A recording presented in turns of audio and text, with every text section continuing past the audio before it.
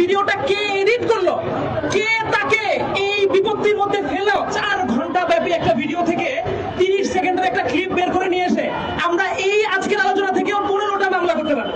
মহারাজ আবুল সরকার তার বক্তব্যের বিষয়ে এতটা পরিষ্কার ছিলেন, কইলো সত্যি কথা, আর তোমরা আইসা বলো যে এটা এডিট করা ভিডিও। তো দাও তোমার বাবা কি বলে, দেখো একটু শোনো।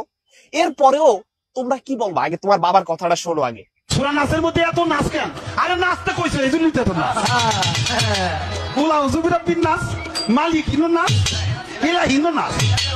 হ্যাঁ, মিন শাদিল ওয়াসওয়াসিল খান নাচ, আল্লাযী সুফি সুদুরিন নাচ, মিনাল জিন্নাতি ওয়ান নাচ, ফি সুদুরিন নাচ কইছে। শুনছো না তোমার বাবার কথাটা কি বলছে তোমার বাবা এখানে?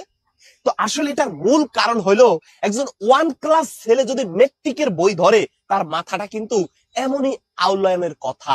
ঠিক আছে।